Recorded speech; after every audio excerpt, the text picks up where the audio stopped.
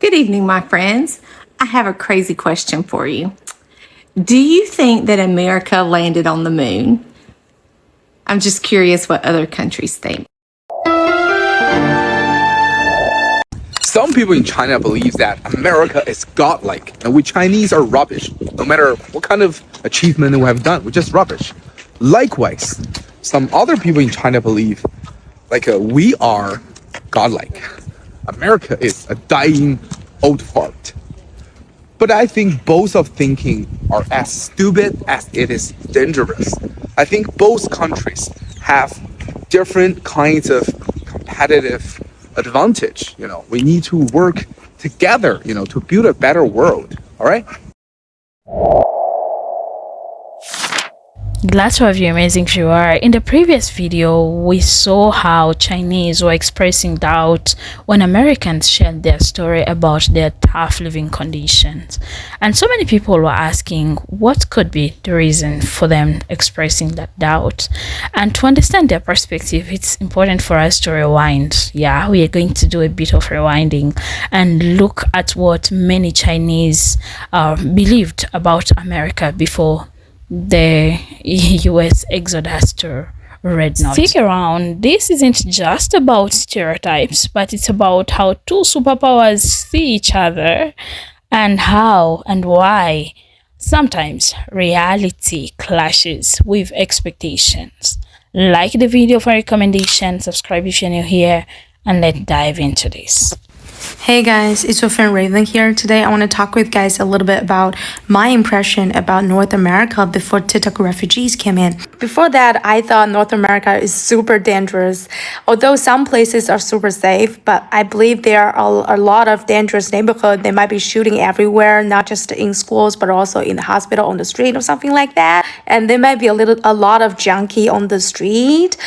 And I even want to tell you guys, when I was a little girl, I even thought that North America is like a utopia for me because I was a huge fan of Tim Burton's movies, and I thought every American might have a detached house, a perfect lawn, a nice garage, just like that movie Edward Scissorhands. And I watched Modern Family, Two Broke Girls, The Big Bang Theory, or like Friends or something like that. I thought every Americans must be super open-minded about everything. In my party a lot. It sounds like a utopia when I was a child, but as I grew up, of course, now I know it's not like that. At that time, I was too young. I don't know those kind of lifestyles in the movies and in the TV series are part of the propaganda as well. Maybe some of you guys might even think right now that another country is a utopia or another place is a utopia for you. I'm not saying that this is a wrong thing. I'm just saying that maybe sometimes it's not because it is actually a utopia. Maybe it's because of the environment or the information. Maybe there is no utopia or something like that, but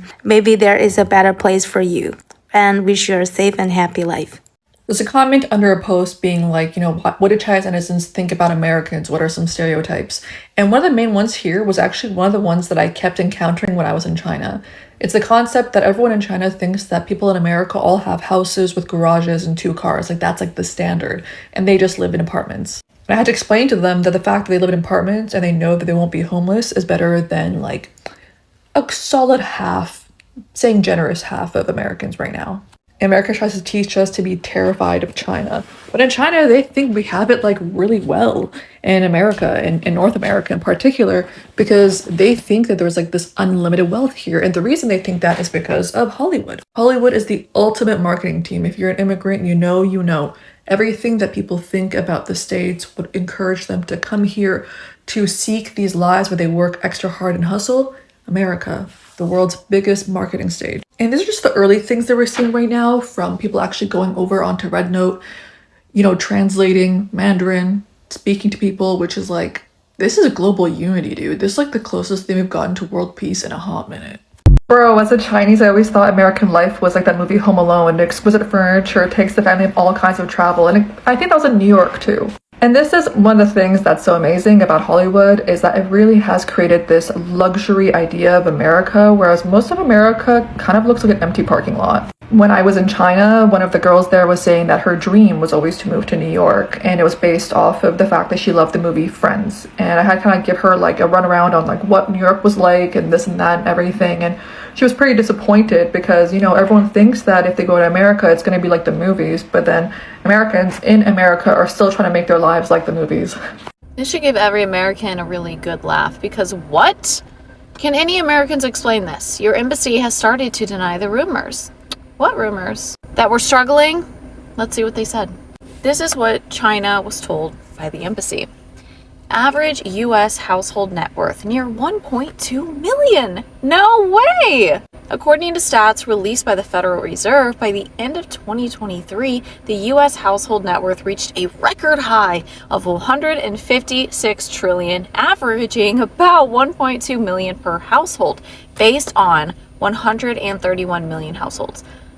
However, according to the Federal Reserve's 2020 household financial analysis, if calculated by median net worth, each household is at 192,000. We obviously have two very different figures here. And so this number of 1.2 million is obviously a sample study from very select communities. So why are they trying to confuse people and tell people in other countries that our average household net worth is over $1 million? Now, I have seen more than one post talking about this, and it is possible that it is the people misunderstanding the content, but it looks intentionally misleading. My son works a warehouse job. He's 21 years old, graduated high school, works 40 hours a week, 8 hours a day. He makes $15 an hour, unloading 2 trailers by himself for $15 an hour. For him to have a 1-bedroom apartment is $1,200 a month. Okay, utilities another $400. We're now at $1,600 a month. Car payment $500. $2,100 a month. All right, let's do insurance. You have to have car insurance. We're now about almost 25. Yeah, I would say $2,500 a month on $15 an hour. Hello everyone. In one of my recent videos, I asked you guys if you had any questions you'd like answered in the form of a video, and this is going to be my first response to some questions. So someone asked, do you really need to work 2 jobs? Is seeing a doctor really that expensive? And if the pressure is too great, can you go back to the countryside and lie flat? I'll answer that one first, and the answer is no, absolutely not. Is seeing a doctor really that expensive? This depends on what you're going to the doctor for. Now, let's say you're sick and you're just going for like a checkup and you know you need a doctor's note off work. A checkup at the doctor's office is only like $50 with insurance, and like I think it's $150 to like $250 without insurance, depending on what doctor you go to. So that's not too bad, but it gets expensive if you need to go to the emergency room for something, like if you break a bone and you need surgery, or you get like a bad sickness and you know you need to have like medicine and you need to be hooked up to an IV. That's expensive. If you stay at the hospital overnight, like multiple day stay, that's very expensive. Ambulances. If you need an ambulance ride somewhere, I don't know the exact number, but I know it's like a few $1,000s for an ambulance ride. So the emergency room is very expensive. When I broke my arm when I was younger, I stayed for 1 night and I needed to get surgery in my arm. And I don't know the exact number, but I know that it was like well over $20,000. So that's, you know, yes and no. Do you really need to work 2 jobs? This one is also kind of yes and no. It depends on where you live and how much it costs to live there, and then what your job is. So somewhere like California or like New York, that's very expensive to live there. Like if you don't have a good job there, the chances are you probably need two jobs to move out. But where I live, I don't live in as crazy big and expensive of a city as New York or California. I would probably be fine moving out with my one job that I have now where I live, but it's not the same for everyone. So yeah, this one is yes and no. But yeah, I hope that this answers your questions. If you have any more questions that you'd like me to answer in a video, let me know down below and I will try to get to all of them. And yeah, have a good night. Or So on Xiaohongshu, I've been seeing a lot of people asking questions about America's financial struggles and things about our culture that are appalling to a lot of you and how we're treated. And I've seen a few of the comments down in the comment sections of United States citizens and other North American citizens asking us why we're lying. And it's not that bad, and it could never be that bad. That's not true for me. And I think some of it is because America, the United States, is such a vast place. Each of the states is its own country, and within those little tiny countries are even smaller communities that not everyone gets to see. And I was actually talking to one of my mutuals here on Xiaohongshu who said that a lot of rich people live in rural America. And I pointed out that a lot of poor people also live in rural America with maybe small amounts of land, but rundown houses where they can barely afford to maintain them, and they aren't incentivized to grow crops or start their own business on these pieces of land by the government, or maybe they just don't know how to access the resources needed to grow crops and create a business. It's easy for us to sit in a place where we see one thing and think that the other thing isn't true. Some people do have decent lives, decent wealth. They have their own struggles, but they couldn't imagine someone living in such poor conditions. And I just wanted to share my personal story that I've had friends living in one-bedroom apartments where the only thing that they own is a coffee table and a mattress that's sitting on the floor, because that's all they can afford.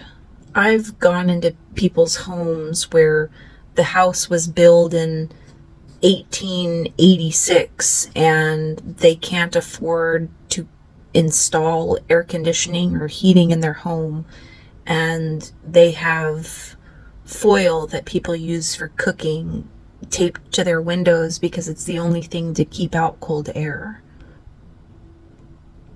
I've known people that they turn their water off all year round except for during the summer when it's hot and they need access to running water and the ability to take a regular shower in their home instead of relying on going to other people's homes.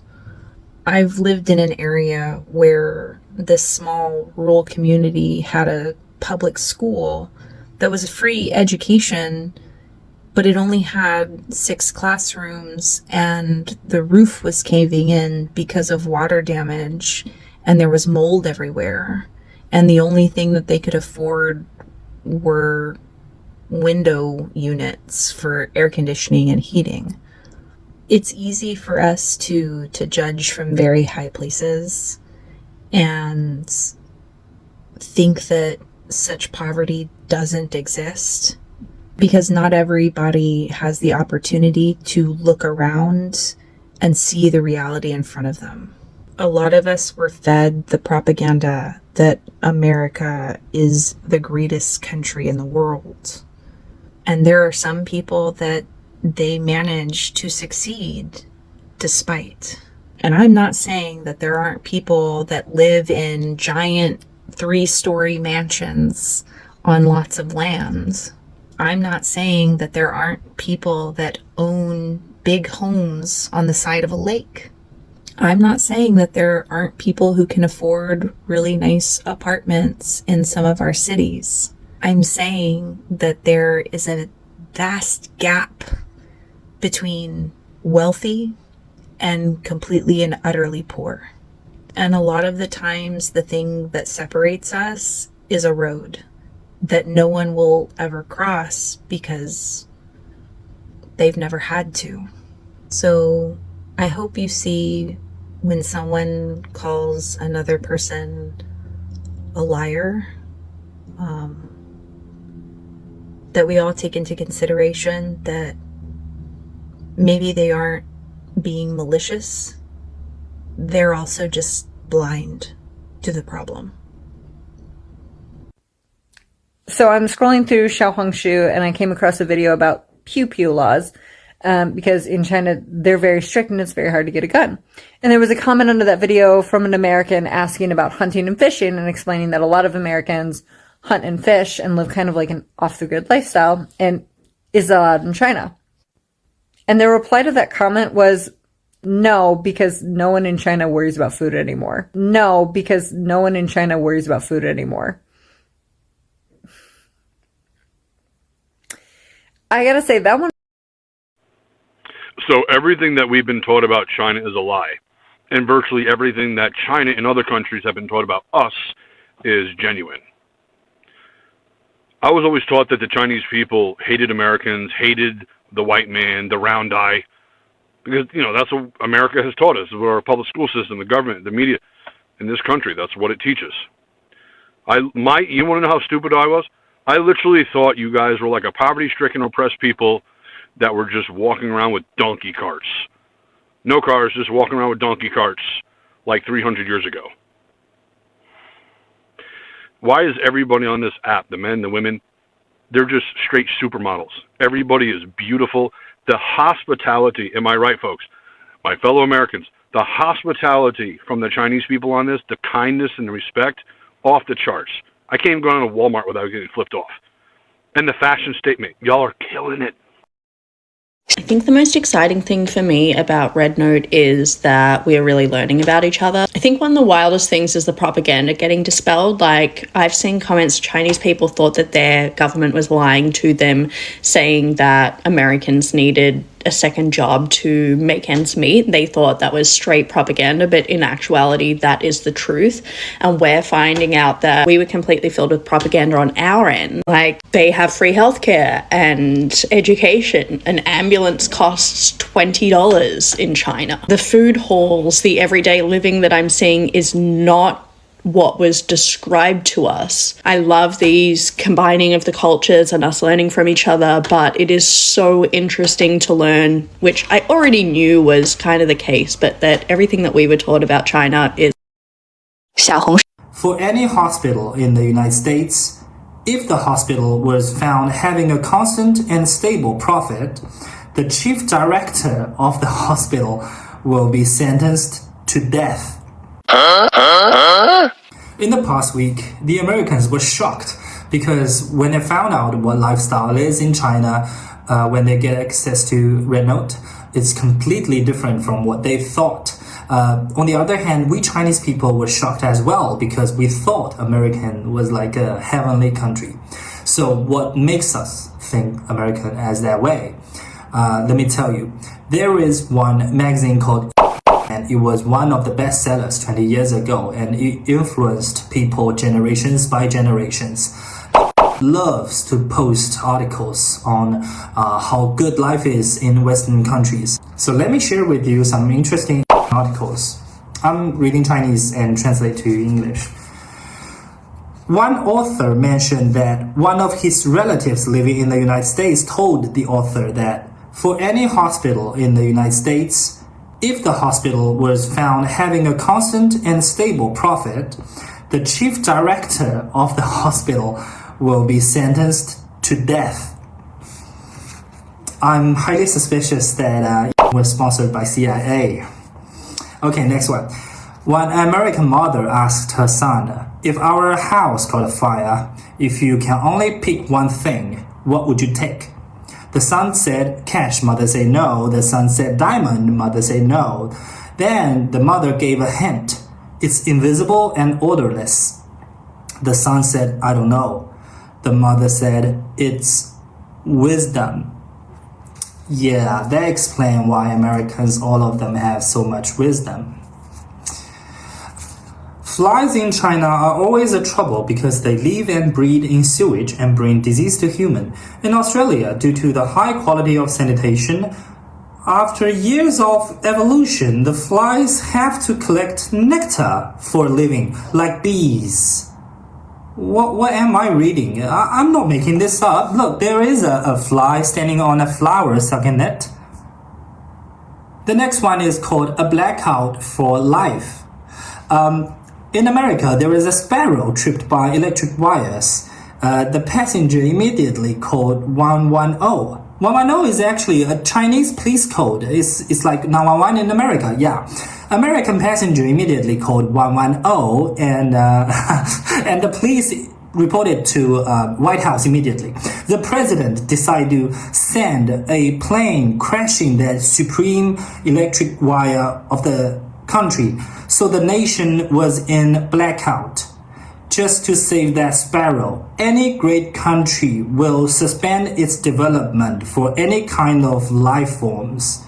Wow, this one is actually true. It really sounds like something your crazy environment protecting people would do. 你好，小红书，我说美国人。My name is Jolie, and I'm so happy to be here. The days are melting together at this point because I'm having such a good time. But there's something as an American that I have come to understand now. All the blockage you have in your country is not to keep you guys trapped in, it's to keep us out. Oh my goodness. It is not about locking you in, it's about keeping us out. And please let me in. Let me in. I don't want to be here no more. I've learned so much. I don't want to be here. Let me in. Now that I'm glad you watched to this extent. Allow me to mention something as we wind up this video. Apart from the misconceptions that are being cleared and everything, happy that people are knowing the truth. Beyond that, the key thing is for people to be open and talk to each other. Talk, listen, and learn from each other. I think RedNote has opened this avenue where people are starting to see the power of cultural exchange, and I'm loving it. I'm loving it as well. I'm into culture. I live in a very diverse community where like almost 54 nations are represented from across the globe, and I know how beautiful diversity is. No matter where we are from, we have to live in harmony, and it's very important that we do that because we worth more than the propagandas, the headlines, our lives, our children's life, our future. It's worth more than all that. And we are the ones, as the people, are the ones who have to set a lifestyle for us. The way we would want to live, the way we want to carry ourselves, be open-minded. Most of all, travel, read. Yeah, watch vlogs. There's so many vlogs on YouTube, and vloggers don't lie. They might lie, but if you go through the comment section, they might have their biases, but if you go through the comment section, you'll get to understand what the truth is. And scroll and watch several videos to be able to see if you're not able to travel. Yeah. Thank you.